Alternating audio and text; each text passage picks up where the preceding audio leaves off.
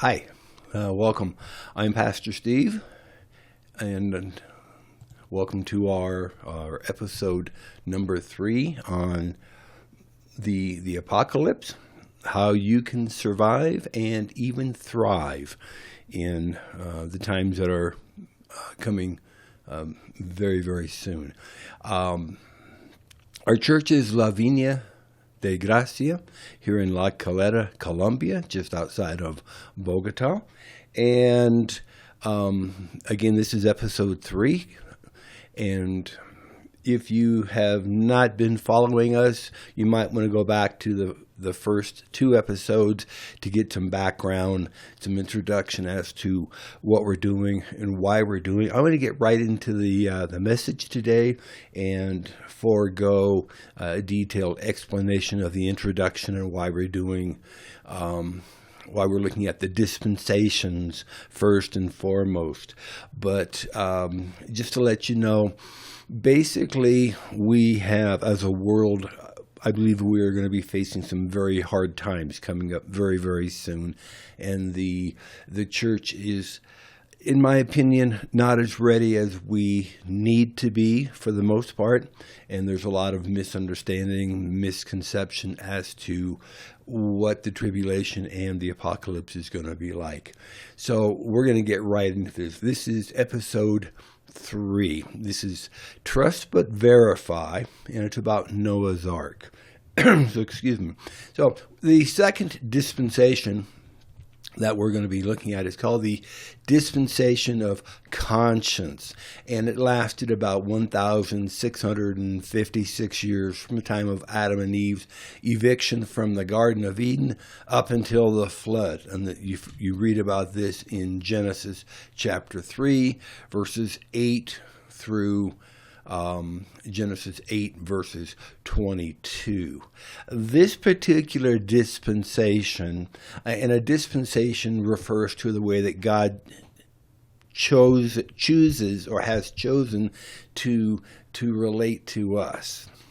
This dispensation demonstrates what mankind will do if left to his own will and conscience, which has been tainted by the inherited sin nature. Although originally our conscience was implanted, given to us by God himself, it has been tainted and corrupted by sin. The 5 major aspects of this dispensation are: 1, a curse on the serpent. And you may want to go back and listen to this about what happened in the garden in the first couple of episodes. So number 1, there's a curse on the serpent. 2, a change in womanhood and childbearing. 3, there was a curse on nature itself. 4, the imposing of difficult work on mankind to produce food, very different from the way Adam started working in the garden. And 5, the promise of Christ as the seed who will bruise Satan's head. Now, the stewards of this dispensation were and will be, as we're looking at this, Cain and Seth and their families. The time period is from man's expulsion from the Garden of Eden until the flood, Noah's flood, which is, again, is a period of about 1,656 years. The responsibility in this dispensation was to do good and to offer blood sacrifices. And you can read that back in Genesis 3, verse 7, and chapter 22, and chapter 4, verse 4.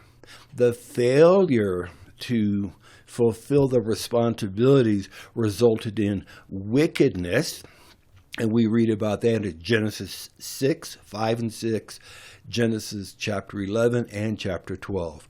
And the judgment that God was forced to render was the worldwide flood. And we read about this in Genesis chapter 6, verse 7, chapter 13, Genesis chapter 6, 7 to 13, chapter 7, 11 to 14.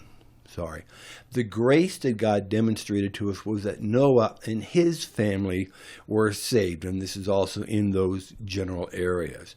Now, during this dispensation of conscience, mankind only became worse and worse. Guided by his conscience, man was supposed to do good and to approach God by means of a blood sacrifice. And we talked a little bit about the blood sacrifice back in Genesis chapter 4. Now, it was during this time that the first physical death of mankind occurred when Cain killed his brother Abel.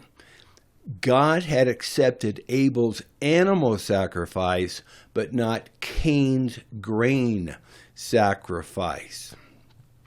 And we read that God reminded Cain that he had options. Now, before the murder, and if you remember in the last episode, we read that the serpent, Satan, convinced Eve that she had no options, and that was not true. But this, and again, God reminds Cain of his options. And before the murder, God warned Cain of impending sin and told him he could still choose to do well. Cain had the opportunity to bring a proper sacrifice after he saw what pleased God. He knew what to do, he just refused to do it. Cain let jealousy cloud his judgment. Now, Cain demanded that God be pleased with his own efforts, Cain's own efforts, and refused to follow God's plan. And this kind of thinking still plagues mankind today as people attempt to approach God on their own terms rather than God's terms. And we're going to read about that in just a second here. So mankind violated his conscience and failed in his responsibility to choose to do right. Apparently, God wanted man to discover he could not let his conscience be his only guide because we have corrupted consciences. Out of all the people that lived during this dispensation, only Abel, Enoch, and Noah were called righteous. And you can read about that in Genesis 5, in chapter 6, as well as in Hebrews 11, verses 2 through 7. Genesis 6 states that the Lord saw how great man's wickedness on the earth had become, and that every inclination of the thoughts of his heart was evil all of the time. So people say, well, I'm basically a good person. According to the Bible, that is not so. The Lord's solution was to destroy man from the face of the earth, along with all of the land-dwelling animals. But in verse 8, in Genesis 6, verse 8, we read that, but Noah found favor, he found grace in the eyes of the Lord. Now, we know that Noah warned his neighbors, his friends, his family, his contemporaries for about 120 years as he built the ark and as the Lord showed his great patience. But God, as the righteous judge, must deal with sin, and judgment was often quick and severe in the Old Testament. His judgment then and his grace within that judgment should tell us something today. 2 Peter chapter 2, verse 4 and verse 9, 2 Peter 2, 4 and 9 says, for if God did not spare the ancient world, but preserved Noah, a preacher of righteousness, with 7 others, when he brought a flood upon the world of the ungodly, then the Lord knows how to rescue godly men from trials and to hold the unrighteous for the day of judgment while continuing their punishment. People today are under the same responsibility as they were from the time of the fall to the time of the flood, with their conscience bearing witness. If nothing else, their conscience bearing witness. And you read this in Romans 2, verse 15. Now, God extended grace to Noah and his family and gave instructions to build the ark and established his covenant with them. God saved 8 people and brought them forth into a new dispensation. Again, Genesis 7:1, 8:1, Hebrews 11:7. Now, the Apostle Peter uses God's grace to Noah as an illustration of God's grace today to us who are saved by faith. Just as Noah and his family were brought safely through the water, we are saved by the sacrificial blood of Jesus Christ. Not the removal of dirt from the flesh, but an appeal to God for a good conscience through the resurrection of Jesus Christ. 1 Peter 3:19, 20, and 21. In other words, to be saved from the flood, the people had to get into Noah's ark. He spent 120 years building and preaching, warning the people, teaching those who would listen, that they had to get into his boat, the boat that God provided, in order to be saved from the pending destruction. Not many did. Obviously, with 8 people, counting Noah, only his immediate family listened. So I wonder how many, as the rain of those people, as the rains came down and the flood waters were rising, tried to get into their own boats. How many tried to save themselves with their own actions, and instead of heeding the instructions and directions and guidance of Noah and what the Lord had been teaching them.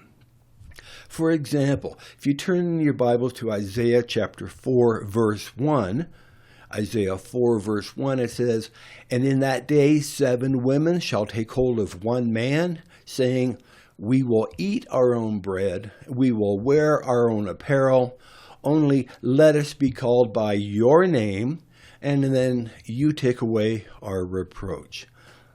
What this is saying, these are people who are saying, we want to be called Christians, but we want to do it our own way. We have our own way of doing things. We have our own food. We have our own clothing. Just let us be called Christians and take away our sin, take away our shame, take away our reproach. And it doesn't work that way. And we're going to talk at another time about Isaiah 4:1. Don't be one of the 7 that say, Lord, Lord, and God says, I never knew you. Excuse me. Noah's Ark was a type and foreshadowing of the Lord's holy church today. The rains came down, the floods came up, and all but 8 people perished. Don't be caught in the floods. Don't be caught in the destructions. The real purpose and the entire focus of this series that we're going through is to lay some foundations and to help you to understand how important it is that not only you have a personal relationship with Jesus Christ, and that you trust in him for everything, but that you be obedient to what he is calling us to do. Think of the church as Noah's Ark, because the Bible does very clearly say, when the Lord comes back, before the Lord comes back, the times will be like in the days of Noah. And we're going to talk more about what that really must have been like, and more than just raining. Okay? Don't be left behind. So that's our second dispensation. We'll talk more about that and develop that thought as we go along. The third dispensation is called the dispensation of human government, which began in Genesis chapter 8. God had destroyed life on earth with a flood, saving just one family to start the human race. God made the following promises and commands to Noah and his family. 1, God promised he would not curse the earth again. 2, Noah and his family are to replenish the earth with people. 3, they shall have dominion over the animal creation. 4, they are allowed to eat meat. 5, the law of capital punishment is established. 6, there will never again be a worldwide flood. And 7, the sign of God's promise will be the rainbow. Now, here's part of what happened. After the flood, Noah and his family leave the ark and they start reestablishing human population. But Noah's descendants did not scatter and fill the earth as God had commanded, thus failing in their responsibilities in this particular dispensation. About 325 years after the flood, Noah's descendants, the earth's inhabitants, began building a tower, a great monument to their solidarity and to their pride. There's the Tower of Babel, Tower of Babel, depending upon how you like to pronounce it. Genesis chapter 11, 7, 8, and 9. So God brought this construction to a halt, creating different languages and enforcing his command to populate the earth. The result of this was the rise of different nations and cultures. And from that point on, human governments have been a reality. Now, in this dispensation, the stewards responsible for this dispensation were Noah and his descendants. The period of time for this dispensation came from the time of the flood to the confusion of languages, which is about 429 years. The responsibility of the people in this dispensation was to scatter and to multiply, replenish the earth. The failure and refusal to scatter and the building of the Tower of Babel led to the judgment, which was the confusion of languages. The grace that God demonstrated was that Abraham is chosen, which was the start of the Jewish race. Genesis 12, 1, 2, and 3. So let me ask. I get asked this pretty frequently, and these are some really good questions. How is it possible for so few animals that were on the ark to give us all the animals that we have today? Good question. And what about all those species that are now extinct? Good question. And with only 8 people on the ark, how did we end up with so many different races of humans that we have today? The different colors, the different skins, the different hair, the different features. What about the dinosaurs, the giants? Where did they come from? And people ask, they want to know, how big was the ark to include everybody? How many days did it rain? What was rain? How long was Noah and his family actually inside the ark? And these are some really great questions, but that's another study for another time. We're learning about how the Lord has chosen to deal with us. But if you stick around long enough, I will address these questions and more. Now, an interesting note that is often overlooked is found in Genesis chapter 25. Now, I want you to remember the responsibility of the people, of Noah's descendants under this dispensation, was to scatter and multiply the earth. And the failure, their refusal to scatter and the building of the Tower of Babel led to the judgment. So take a look at this. The people refused to scatter. And this implies that they had the ability to scatter. Now, the Bible indicates that for a short period after the flood, the earth's continents were all reachable by land. In Genesis, we find a fascinating statement regarding this connection and when that connection was likely lost. The Bible states, "And Eber begat 2 sons." This is in Genesis chapter 10, verse 25. Genesis 10:25. "And Eber begat 2 sons. The name of the one was Peleg, who was born 101 years after the flood. For in his days the earth was divided." This clue reveals that prior to Peleg, the earth's major land masses were not separated, or they were not unreachable by land, but rather the continents could be traversed one to another. In other words, there were land bridges.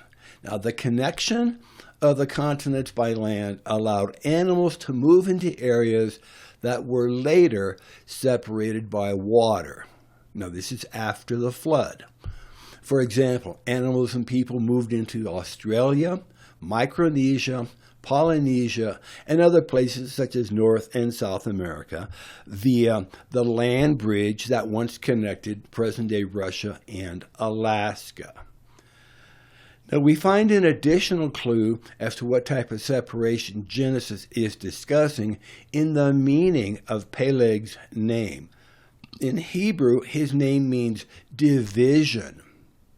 The root word of his name, however, can mean a river or a stream, according to Strong's Concordance. And if you have a concordance, please look it up. Look up his name, Peleg, and the references in Genesis, and see what Strong's says about that. So the root word of his name can mean river or stream or canal or a channel. It also means relating to or living or occurring in the open sea or something that is oceanic. We often speak of pelagic birds, which means marine or ocean birds. In other words, places in Scripture, the word Peleg means division by water. You can also read this in Job chapter 38, verse 25. Job 38:25. Man was told to spread out, to scatter, and to inhabit the earth, fulfill the earth. So God told Noah and his family he wanted them to fill the entire earth. Go back to Genesis 9:1-7. Genesis 9, verse 1 and verse 7. This filling of the globe could more quickly occur when, as the human population grew, many traveled to other continents via dry land before these connections were gone. God did not intend for mankind so soon after the flood to concentrate his population in a few choice areas. Yet, we find not long after the flood, mankind is concentrating his population in the land of Shinar so that he could build a high tower. And you read this in Genesis 11. So why did they build the Tower of Babel? The reasoning man used, according to the Bible, is, let us build us a city and a tower, and let us establish a name for ourselves, lest we be scattered upon the face of the whole earth. Genesis 11:4. So such an act was in clear defiance to God, and God's will that humans travel to other continents and populate all the earth. God's solution to man's rebelliousness was to force him to speedily migrate to other continents before rising waters, perhaps the melting of the new polar ice caps. Again, when we go back into pre-flood conditions, and we'll see what the earth was like. But possibly the new ice caps that had formed after the flood were beginning to melt, which would make which would then separate the continent and make travel to them much more difficult. So God had confounded or spun off man's one language into many so that people could not communicate with one another. Then they soon stopped building the tower. They were left with no other option except to scatter. Genesis 11, chapter 9, or chapter 11, verse 9, as they were originally commanded. And we may come back and take a closer look at this at a later time, but I just want you to give that some consideration. So here's an important point I want you to consider. After the flood, God stepped back from directly judging the earth until the second coming of Christ. Thus, a human agency known as civil government was divinely appointed to restrain evil and protect man from his own sinful nature. So sometimes people will ask, how can a holy God allow such and such to happen? Why doesn't God jump in and change things? Well, there's a couple of simple answers to a couple of very complex questions. Essentially, God has done all that he can do. The rest is really up to us to use the tools that he has given us to use. Now, first off, our holy God has given the responsibility of self-government to us via the dispensation of civil government, or the dispensation of human government, just like he did to Adam taking care of the Garden of Eden. It's our responsibility. And if you remember, God did do something about sin.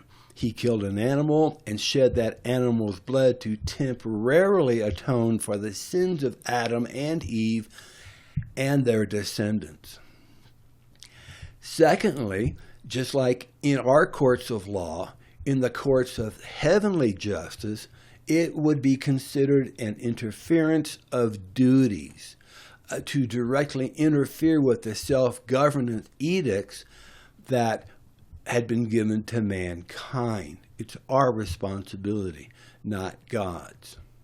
However, as you may remember, the Lord did do something about all this mess caused by sin. He gave his only begotten Son, Jesus Christ, to die and shed his blood for our sins, not for his.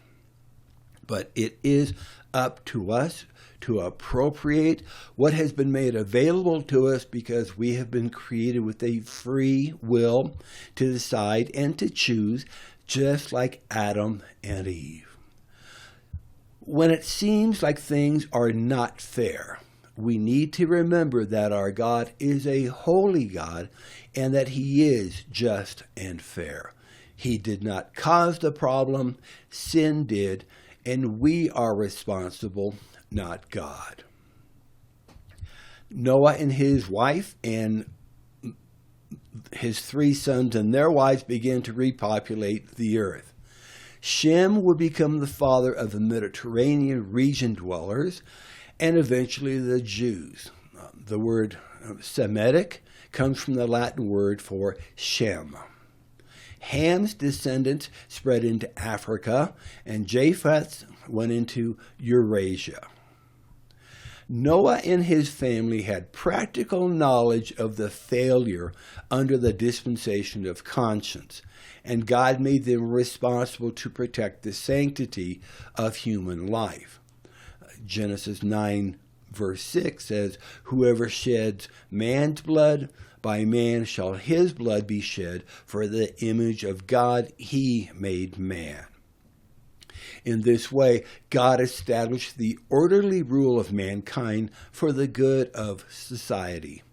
Capital punishment is the most potent function of human government, and it presupposes all forms of legislation organization, and enforcement. In Romans 13 in the New Testament, man is still responsible to use this authority to enforce righteousness. In other words, God's command in Genesis 9:6 has not been rescinded.